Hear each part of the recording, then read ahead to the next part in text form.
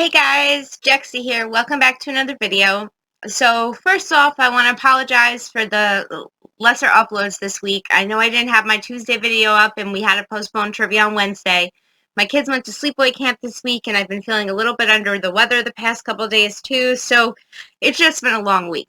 So I thought that for today's video I'd do something a little bit more fun and I would do a story time type video, as I know you guys really enjoy those. And thought I would tell you guys the story of when the cops were called on me for having a meth lab.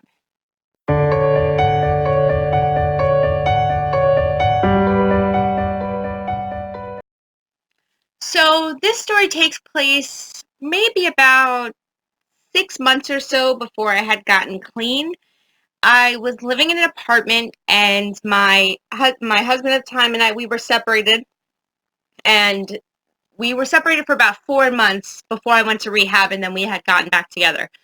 And during that time, I had moved out of our home. He stayed in the house. I got an apartment, and we split the kids custody-wise 50-50, and they were little. So this was about 2000, sometime in 2012, early 2012, maybe even late 2011. So my son was about 2, and my daughter was about 4, somewhere like that. So they were little. And the apartment that I had at the time was a 2-bedroom apartment. And so when my kids were staying, my daughter had her own room, and my son would sleep in my bed in my room, and I would sleep out in the living room when they stayed over. When they didn't stay over, then I would sleep in my room. He was young enough, he didn't care. He just went to sleep wherever you put him, you know? So I didn't realize at the time, like, just how bad of an area this apartment complex was in. In the area of Maryland where I was at, it's not really a bad county as it is, but this particular development, although it wasn't like dangerous or anything, it was very low income, and there were a lot of drugs and drug dealers who lived there. At the time, I didn't actually know that, and it probably would have made my using a little bit easier if I had, but I was a mom, so I didn't really associate much with the people living around me, which was probably a good thing, as my using probably would have gotten way more out of hand way quicker than it did. So I don't remember too much about it, but we did speak to the way the apartments were set up is they were in like quads. So you would walk into the stairwell and there was 2 apartments in the front, 2 apartments in the back, and there was 3 floors. And I think I was at the top floor. I think I was on the 3rd floor. Yeah, I was on the 3rd floor in one of the back apartments. And our neighbor, who was on the same side as me, but towards the front of the stairwell, she was an older woman who was getting like state-assisted help to live. And she lived by herself, and she was a little bit crazy. Like, I had seen her like yell at people's dogs for like looking at her funny and stuff before, but she seemed nice enough and pretty harmless. She used to try to give my kids like half-colored coloring books all the time. And, you know, some of the other people in our stairwell, most of them weren't home. One of them was a trainer at the gym I went to, so I spoke to him occasionally. Nice guy, but he was very rarely there. Another person in our stairwell had a lot of people come over to, like, drink beer with. Regularly, people would knock on my door instead of his because he was right below me. But again, they didn't really make that much noise, and we had, like, a pretty quiet stairwell. There wasn't a lot of people outside. It was just quiet. Like, there wasn't a lot of drama going around, at least not in my little area. So, you know, it wasn't like the greatest place to live, but there was a playground right behind, and, you know, it worked for us at the time, and I was fine there. This was towards, like, the worst of my addiction, so I was sick a lot of the time, and I wasn't home a lot. I went between working and then, like, trying to find ways and means to get more. So I don't remember how many days prior to this event, but I had a conversation with the older woman in front. I don't remember her name. Let's just call her Dorothy, because that seems like a typical crazy old lady name. If your name is Dorothy, I apologize. I don't mean that in a negative way at all. It's just the first name that came to my head, and perhaps it was her name, but I legit don't remember. So I'm either making up a name or I'm remembering it and not realizing I'm remembering it. So she loved my kids, as I said. In fact, she used to make them, besides the half-colored coloring books that, I don't know where she got them even, but that she would give my kids, she would give them, like, these little, like, paper-clipped, like, figurines she would make, or she'd make something out of yarn and paper clips and give it to my kids. So it was, she seemed pretty harmless. And one day when I was at, like, the worst of my addiction, and I had been sick, I was definitely in withdrawal at the time, and I don't think the kids were around. And her and I were having a conversation about something. And I think I brought up that I was hurt. I don't remember exactly what I brought up, but I remember bringing up a conversation and kind of like sliding it in there, trying to see if she had Percocet. And she had kind of gotten weird about it. And I was like, oh, no. She's like, I don't do drugs. I don't do drugs. I was like, oh, no. Neither do I. I was just in pain. I was just curious. No, it's fine. And that was it, right? And I didn't think anything of it. Like, anything of it at all. And that must have been, it had to have been weeks. Maybe it was like 3 weeks prior to the incident. So I bring that up only because it's something I can remember, like, after the fact as having happened. But I can tell you at the time, it didn't come off as anything more than, like, a normal conversation with somebody, you know? So one day, my kids are over, and they're both asleep. And the way our apartments were set up, we had Christmas lights in each of the rooms. So it was easy to see the kids from any, you know, the way the apartment, as soon as you walked in and you looked down the hallway to, like, where the bedroom was, like, one was right there on the left, and one was straight down the back of the hallway, so you can see the bed from the hall. So essentially, when you walked in, if you looked towards the bedrooms, you could see both my kids in the beds with the Christmas lights on. So it was, like, just enough light to see them from there. And I get the knock on it was late.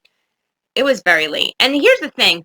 I have to set the scene. I'm not 100% sure, but there could have been a likelihood that at any given time when I was using, I would, you know, blow pills on my nose, as you guys know, and I would break them up, like, on my kitchen counter. So I guess at this time, I didn't have anything there, or if I did, I moved it before I answered the door. I don't really remember, but sorry, maybe those things aren't relevant, but I feel like they were relevant in my head at the time. So I get one of those knocks at the door. They're like, boom, boom, boom, police. You know what I'm talking about. You always see it on TV. So I answer the door, and this super, super hot police officer is there. I mean, like, super hot. And I don't remember what he looks like now, but I remember, like, my thought at the time was like, oh, this guy's juicy. And he told me that they came to my apartment because my neighbor had said that I was running a meth lab out of my apartment. And I said, what? What neighbor? And they pointed to Dorothy's apartment in front.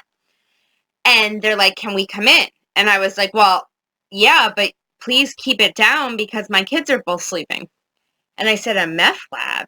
And apparently she had said that I was trying to sell her meth from my meth lab that I had in my apartment. Well, these apartments were not exactly very big. So I invite the police officer in and said, you can come in as long as you're quiet. Mind you, he was super hot. I think I would have been just as welcoming to a cop that wasn't as hot. His partner was there too, but, like, whatever. So he came in, and he could clearly see from looking into the bedrooms from where he walked in that there was no meth lab in my apartment. Like, I couldn't believe it. Like, I hadn't even done meth. Like, maybe back, like, way back in the day, maybe I had snorted something that could have been meth, but, like, that was not my drug of choice. Like, didn't know I wouldn't even been able to tell you what it looked like, right?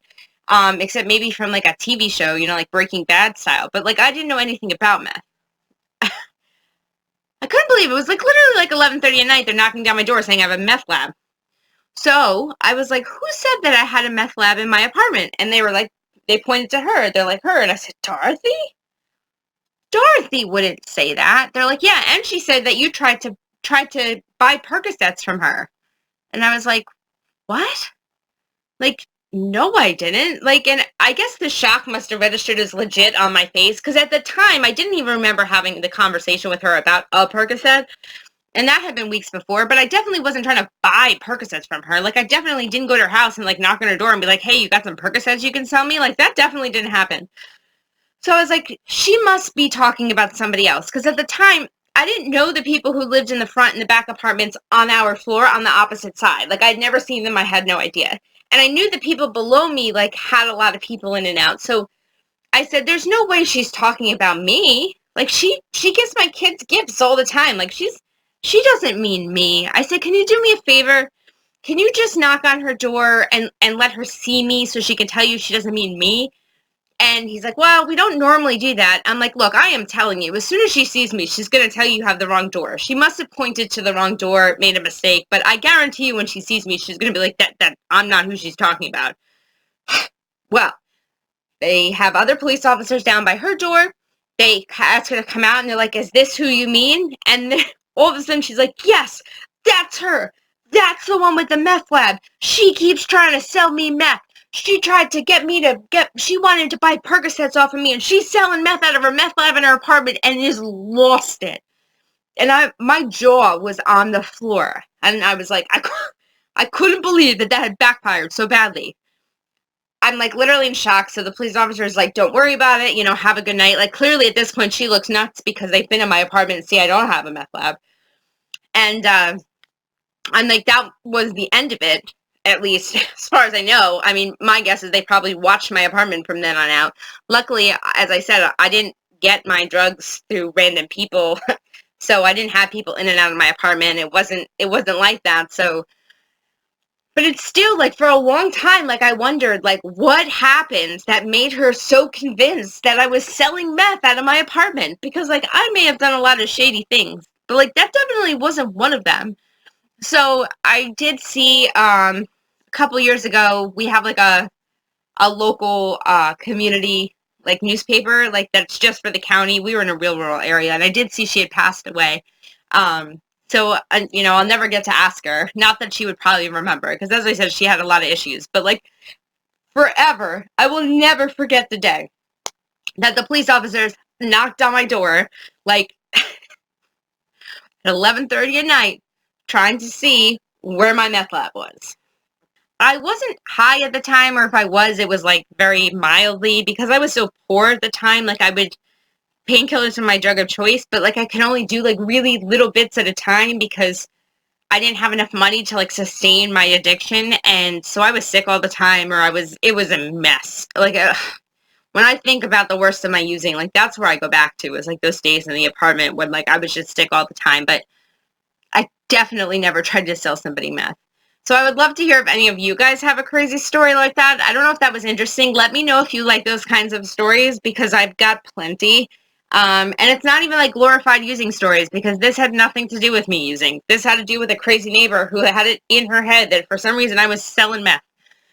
But yeah, let me know if you like these story times, because I would love to do more of them. And, please leave a like on this video if you enjoyed it. If you are new to my channel, welcome. My channel is all about recovery and addiction. I try to focus on, living each day in recovery and talk a little bit about my addiction and how I've gotten to where I am today. If you're a returning subscriber, welcome back. You already know I love you guys. Yeah, so I'll have a new video up on Tuesday. We may do another like pop-up trivia game. So if you don't follow me on Twitter, be sure to follow me on Twitter. It's according to Jexi, just like my YouTube channel. I always post on Twitter if I'm going to do like a pop-up live event. So be sure to follow me there so you know all about that. And otherwise, we definitely have trivia back in the swing of things starting next Wednesday. If you're looking for resources for your recovery, check the description box below. I always have resources listed there. And if you're interested in supporting this channel and seeing more about what I do, you're more than welcome to join my Patreon. That's also linked in the description below. I hope you guys have a great, great weekend, and I will see you all next week. Have a great day, everyone.